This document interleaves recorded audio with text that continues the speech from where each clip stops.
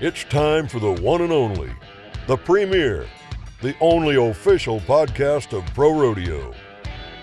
Your Chute Bosses are ready, so let's give it a go and talk some rodeo. Welcome inside this special edition of the Chute Bosses. Tanner Barr, Tracy Rink, here with you as we always are, and what an exciting night it was in round number 4 of the 2023 Wrangler National Finals Rodeo right here in Las Vegas.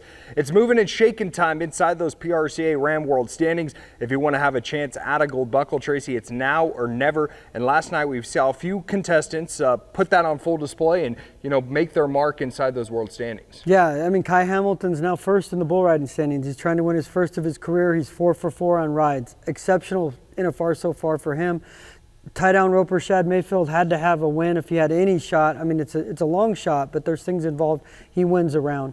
And then Summers and Long, they're first in the team roping. No one even have thought those guys would have been in the mix, and now they're number 1 in the standings. So now it's okay, we got there. Now how do you finish? I mean, it's like you talk about in baseball. It's the closer. How can we close this deal? Yeah, and you mentioned that a little bit. Leads us right into my Pro Rodeo Props, and that one's going to be a no-brainer. We have to go with Jake Long and Clint Summers. 3 out of the first 4 wins in the rounds, Tracy, and they're a team that's just firing on all cylinders right now. It looks like, they're a team that's poised to make a run at a world championship. Now they're number 1 in the world. They had a bit of a hiccup in that round that they didn't end up winning it, but right. They're in a golden position right now, and they've really came out here and clicked, and they think it's, it's God, it's being in the moment, it's roping to the best of your ability, and so far they've done exactly that. Well, they didn't start out the season together. There's a lot of weird variables with them. Absolutely. They're both veteran ropers and been in the NFR numerous times between them, but it wasn't like they were a team that just got on a rebound. So they're back, they're in the mix, they're right here.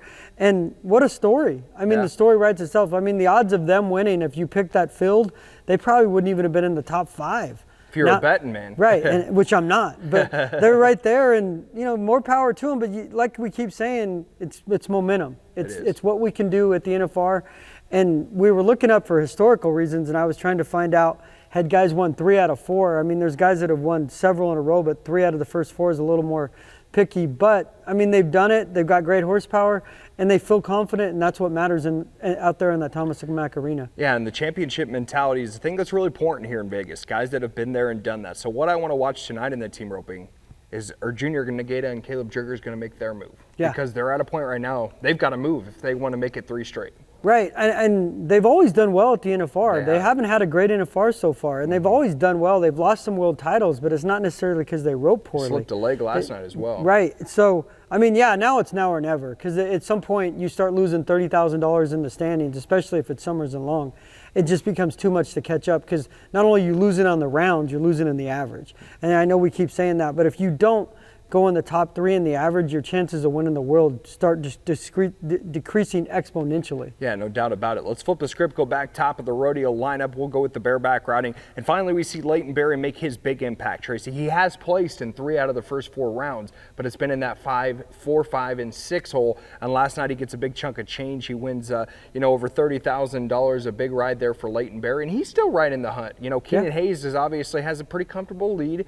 But if you can find a way to stay in the average and you find a way to keep winning rounds, he's got a shot. Yeah, and I honestly think Barry, from what he was told me when I walked down the hall, he's been sick. He said that he had some type of flu. He just didn't feel well, and I know it's been going around some of the guys that are competing here. And he's always been great. And when he went to Arlington in 2020, he was pretty phenomenal. He's good last year in Vegas. Yeah. And then he broke his back, and then he's recovered from that. And he's been consistent and won rounds here. So it just depends, once again, the draw. For the rough stock guys, A, it's the draw. B, can you seize the opportunity? How about the young guy Bridger Anderson last night in the steer wrestling? Quickest run we've seen so far. Lays down a 3.5, and he says that it didn't really impact him that he missed the first couple of nights. Sometimes we see guys push the pace a little bit when they miss because they're trying to just go for round wins at that point. But he said his mentality coming into Las Vegas was every single night he wanted to push the barrier. Right. He's not worried about safety and up, trying to stay in the average. He's going for round wins, and last night it paid off for the young man in a blistering 3.5 run.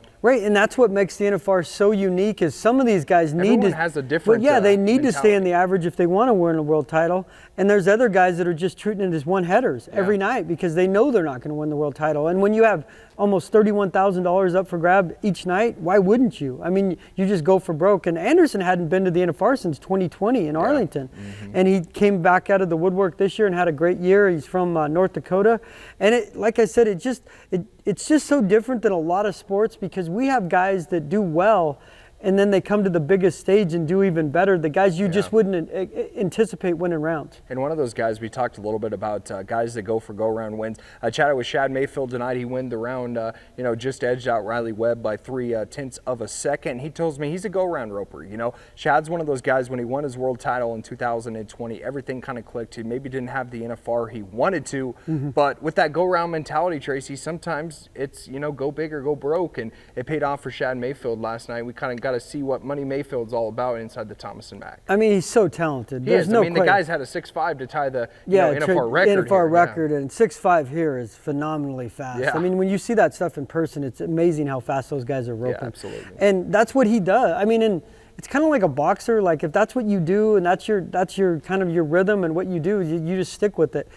To me, it would seem like he'd want to be a little more conservative at times just because he is so talented, but I'm never going to tell Shad Mayfield how to rope because he's one of the best in the world. Yeah, no doubt about it. And it's one of those races we'll continue to watch. Riley Webb continues to pull away a little bit, has a golden opportunity. He finished second last night to Shad, but still a great payday there. So we mentioned the Australian right off the bat, Kai Hamilton. He goes 4 for 4, but how about his fellow countryman in the saddle bronc riding, Damian Brennan? The young gun comes out, gets his first NFR round win, and what a moment for that kid. He told me, he was extremely nervous coming in round one, but it's starting to shake off, and we're back to this is just a rodeo. Right. Take a deep breath, go out there and ride. And last night he took full advantage of that, and it was the eliminator pin for the saddle bronc riders as well, and he didn't miss a beat. Right, and he was Rookie of the Year in 22, and he just missed making the NFR, and sometimes those rookies get close and they kind of vanish. Yeah, absolutely. And he was right there again, and I mean, imagine being from Australia like Kai is.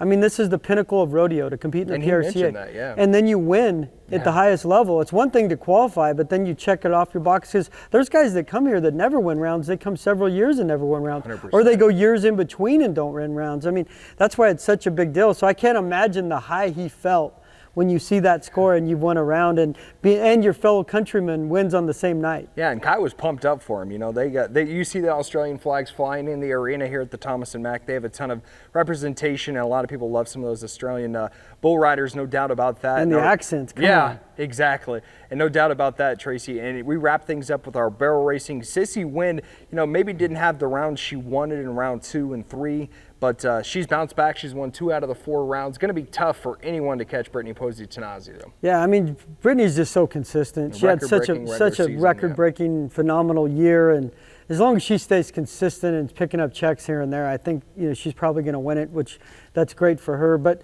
once again, that comes into play that then these women don't have anything to lose. Like, if you don't think you're going to win the world, what are we going for? We're going for round money. So, and all it takes is one bobble for somebody to fall out of the average. tick a barrel, anything. Who knows? So it's been unbelievably fast, and like they say, and we don't do as much with barrel racing as other things, but it's so competitive. There's just 1/10 of a second or 2/10 of a second between like first through 15th. I mean, it gets crazy fast. So maybe Sissy can keep it going. I mean, you just never know. It depends on how the ground is and what their horses are like. But usually if you've won one and then you win another, usually things are rolling for you, and they are for her. Yeah, she clocked the fastest run of the Wrangler NFR so far. She was 13:50. So we're going to be continuing to watch that race as well as all the races. And if you want to keep up to date with that, you can visit us on our website at ProRodeo.com. And Tracy, before we go, have you seen that little buck character running around? I remember before we came out here, we recorded a couple shows back in Colorado Springs. He said he was going to be out here in Vegas. Yeah. I haven't seen him anywhere. Maybe he got locked up in Clark County early. I said Buck sent me a text and said he's at Arizona Charlie's. Where's that at? I don't know. It's some hotel down by a Mexican restaurant down off the strip. So I might have to help him out and see if I can move him over to Resorts World. Maybe he can get a sleeping bag and stay with the janitor's closet. That's about Buck's speed. I don't know if he's classy enough to get into Resorts World, man. Yeah, he's going to have to pass the IQ test. If he has to do that, he's not going to get in. Well, we'll keep our eye on Buck. I'm sure he's hanging around Las Vegas here somewhere. Hopefully he doesn't visit us in the media room. We don't want that debacle interviewing the Thomas and Mack. We have enough craziness as it is. No doubt about it. That's going to wrap it up for another special edition of the Chute Bosses. As we said, you can follow us on all your favorite podcast platforms as well as on our YouTube channel. But that's going to do it for another one out here. Keep on rodeoing.